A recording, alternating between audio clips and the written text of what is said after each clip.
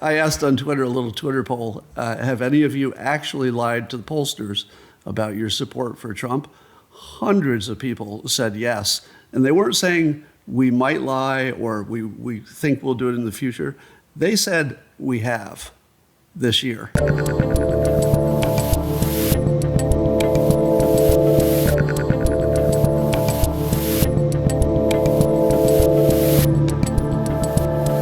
It's Locals Week here on the Rubin Report, and I'm doing a series of mini interviews with creators on why they decided to become less reliant on big tech and instead own their content, community, and livelihood with Locals.com.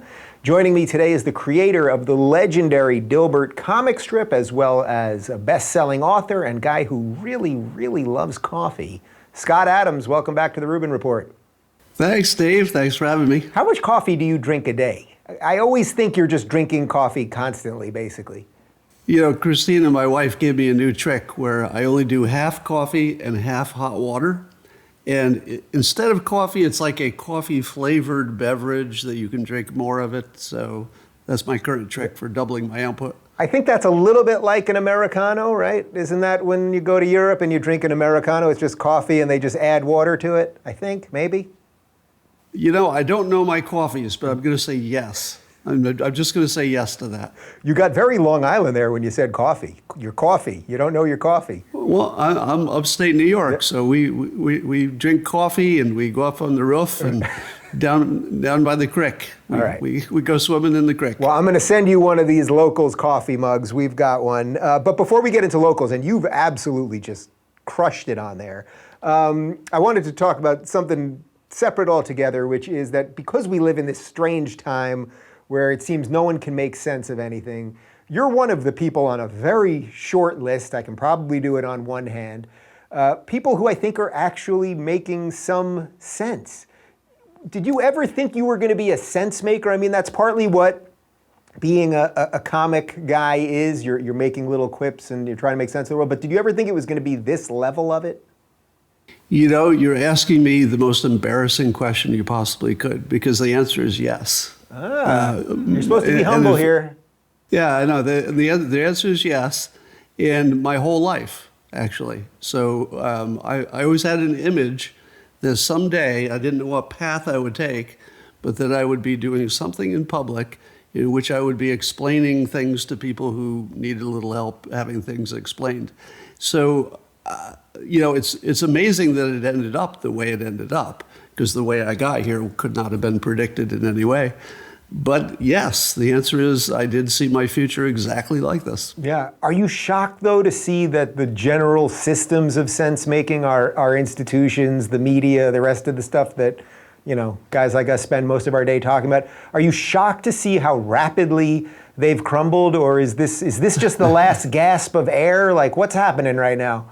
Well, I think Trump took the last bit of credibility out of the system, but all he did was reveal what the system was. I don't think that he changed it as much as he, you know, revealed it, and we could see it. So who knows how corrupt the news used to be?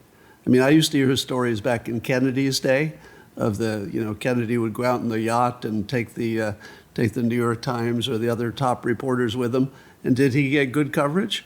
Of course he did. Of course he did. So, you know, things are different, but I don't know if they're more corrupt. I think we just might be a little more aware of it. And the thing that Trump did is he just completely just said, I think I'll just say whatever I want to say, as long as it leads me in, you know, a productive way that's good for the country. Didn't worry about the facts, and it didn't hurt him at all. He became president doing that when everybody was saying, well, you can't be president if you keep saying things that the fact checkers don't agree with. And then he did, and he proved that it didn't matter that much. So didn't worry about the facts. When people criticize you, or they criticize me, or some of the other people that are just walking around, not even that are necessarily rah-rah Trump people, but just don't suffer from Trump derangement syndrome, that's the thing, the facts. How do you, I've heard you explain it a little bit, but how do you explain his sort of loose relationship with the facts? Well, I call it directionally accurate. So if Trump says something like, well, there were 40,000 people at my rally, but the real number was 25,000, it's kind of the same, right? It doesn't change how you think about it. A lot of people came to the rally. How much should it have been? I don't know. If he says the economy is the best economy we've ever had, but it's only the best one in the last 40 years, does that help us or does it hurt us? Well, it helps us because the economy is a psychology engine, as I like to say. And if you think it's doing well, you invest, you buy, you have confidence, and then it does well. So he has the ability to use hyperbole and a little bit of exaggeration to make things work better than they would have worked without it, which is completely different than a flat-out lie, like, let's say, the Fine People hoax. That's nothing but a divisive lie. That's a bad, missing the fact checking. That's as bad as you can get. But if you're just talking something up that needs to be talked up, that's fine. Yeah, I actually wasn't going to bring this up, but let's just do it real quick before we get to your community. The Very Fine People hoax, you were one of the first people, at least like sort of mainstreamish people, or someone with some cred, let's say, that was calling out the Very Fine People hoax and pointing out that before he said very fine people on both sides, which he meant about the debate, the monument argument in and of itself, that really he had condemned the white nationalists and the KKK the sentence before. Biden has said that this is the reason he's running for president, yet the media doesn't call him out on it. Does anything shock you at this point? I really don't understand if the media doesn't know it's a lie because they've been reporting it as true for so long, and they all believe that they saw it. They saw it with their own eyes, heard it with their own ears. Now, what they saw and heard was the edited part, right, where they take out the sentence where he clarified that he totally wasn't talking about those people in the clearest possible words. They just leave that out, and that is misleading. So the fact that the media does that is still puzzling to me because I can't tell how intentional it is, or if they're really just fooled by their own propaganda. Right. It's hard to tell. It's kind of, I always think it's like they've gone so deep with it and repeated it so many times that it would be just too, it would like shatter their world, basically, if they had to admit that it wasn't true. It's something like that. Yeah, that's why Trump basically could win the election just by bringing that up at a debate. And just stop the show, bring that up and say, look, here's the deal, people. Go look up the transcript. See for yourself if they've been lying about the central theme of the campaign. I won't even tell you what I think. Just go look at the transcript. Get back to me. That'd be the end of. Can you imagine that during a debate? If he just literally said, I'm actually not even going to, I have 2 minutes, I'm not going to talk for the next minute and a half. Google it right now. That would actually, it would crack the internet.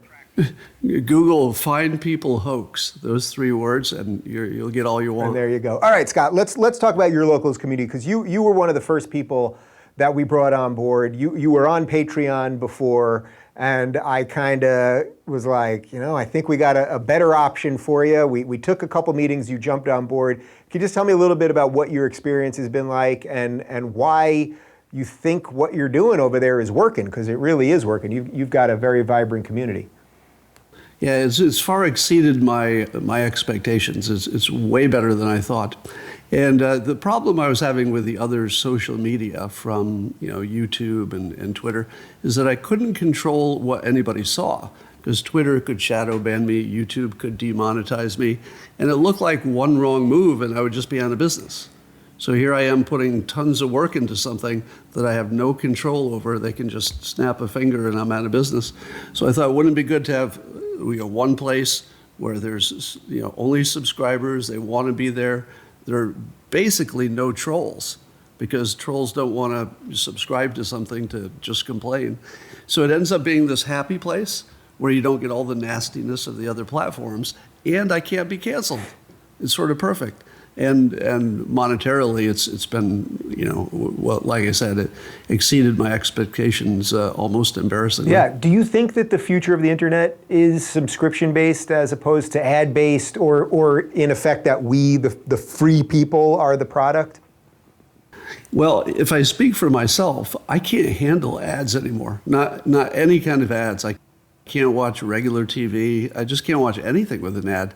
So even on YouTube, I'll pay the subscription so I don't have to watch the ads. So I can't see other people being that different. I think social media has shortened our collective attention spans. So sitting there for like 5 minutes of ads, or even 1 minute of advertising, it just seems impossible now. Where in the old days you thought, well, it's just a minute. Right. But now a minute seems like a long time. I mean, a minute, man, when I'm watching YouTube and there's a 7-second unskippable ad, it's like I'm pressing that, Roku, I'm pressing that button over and over and over, trying to buy back a second of my life. Yeah, I'm trying to start a hobby. I'm like, 7 seconds, what can I... What can I do in 7 seconds? So one of the things that I think is interesting about what you've done with your community is you're putting edgier content there, stuff that either you kind of want to test out with your own people or that you think maybe is going to bring you more flack from the normies. What was the idea behind that? Yeah, there's some types of content that if you put it out in the general public, it just attracts trolls. But if I'm in my subscription community, it's only people who want to be there. So people, they may comment that they disagree with it, but it'll be a polite disagreement. So there's lots of stuff that I just wouldn't bother putting on the regular internet because I just don't want to, deal with the blowback. But on locals, as I often say to them, I go, don't spread this outside of locals. Not like they could if they wanted to, but I ask them to, and they don't, weirdly. I mean, that's amazing too. Imagine thousands of people, and I say, this would really get me in trouble. Don't put this on the internet. And they don't. They don't. Now, none of it would kill me, so I'm not going to put anything there that's going to take me down completely, but I really appreciate the fact that they actually keep it on locals. Yeah. Can you talk a little bit just about the community side of it and what kind of interactions you're having with people there? Because, like everybody else that I'm talking to this week, and myself included, it's like we can get into it with the trolls and all the haters and all of that stuff. But you said they're not even there, so you're getting some actual human communication. Yeah, the part of what I didn't expect is that the other community people who just are paying money to follow me, I didn't understand how much content they would be posting themselves. And at first, when I saw other people posting, to be honest, my first impression was, hey, I'm the one who should be posting. Hey, right. How about a little bit more about me, huh? And then I started looking at their posts, and I was like, oh, that's pretty good. And then I'd see another one, it's like, I didn't see that on Twitter. That's very interesting.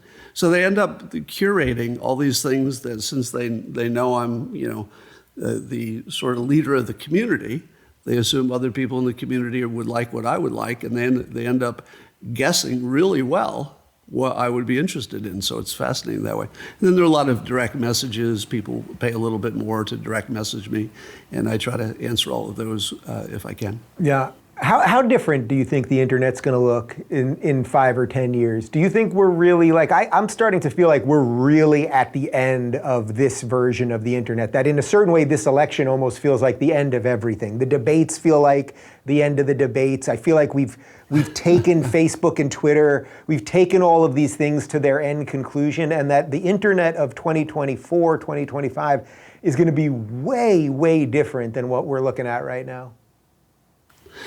Well, I've argued that artificial intelligence has already taken over the world. It's just not exactly the way we thought it would be. It's not in a robot body. It doesn't talk to us. But the algorithms of the social media platforms, they decide what you see. And they decide based on a simple rule of what's going to make the most money and nobody goes to jail, just a few other considerations. And as long as that algorithm is going toward that one outcome, it's going to cause people to be at each other's necks. So a lot of the fighting and the conflict and the divisiveness comes from math. It comes from the algorithms. It's not people deciding that we should fight. It's the machine. The machine decided that we're going to fight. Mm-hmm. And the machine decided that I'm going to see something that's going to make my hair catch on fire. And then I go over to locals. There's no algorithm. There's just people doing what they want to do with the people they want to do it with. And suddenly I feel like it's human contact again. It's like real people. But I think AI is literally, I don't mean this in a figurative, analogy kind of way. I think it's behind us, the takeover. I don't think it's in front of us. The game is fixed and we keep playing anyway. All right, Scott, give me a prediction for the election. Have you made an official prediction yet? Well, I've been saying that Trump would win from the start. He's sucking air in the polls, But I'm going to stick with my prediction that the polls are inaccurate and people are lying to those pollsters because it's funny. It's funny. I asked on Twitter, a little Twitter poll, have any of you actually lied to the pollsters about your support for Trump? Hundreds of people said yes. And they weren't saying we might lie or we think we'll do it in the future. They said we have this year. Yeah, well, what I saw today as we're taping this, we're holding it for a few days, but I saw an article that was from 4 years ago today, and it said it had the average of the polls were Hillary up by 14 points, and Hillary obviously lost. So right now, when they show you, okay, Biden's up by maybe 4 points, it's like, guys, deja vu all over again. I mean, come on. It could be, but the one thing that you can count on with 2020 is we're not done. We're not done. It's not like we're going to wait. Nothing's going to happen between now and Election Day. There's a lot that's going to happen between then, and so anything could happen. Ain't it the truth? All right, like a professional, pimp out your locals so we can send people over there and they can see all that tolerance and decency. Yes, it's scottadams.locals.com. Did I get that right? You did. That's what I have right here. Very impressive, Scott Adams. You are a man of persuasion. Thanks for having me. All right, thanks, my friend. If you're looking for more honest and thoughtful conversations about politics instead of nonstop yelling, check out our politics playlist. And if you want to watch full interviews on a variety of topics, watch our full episode playlist all right over here. And to get notified of all future videos, be sure to subscribe and click the notification bell.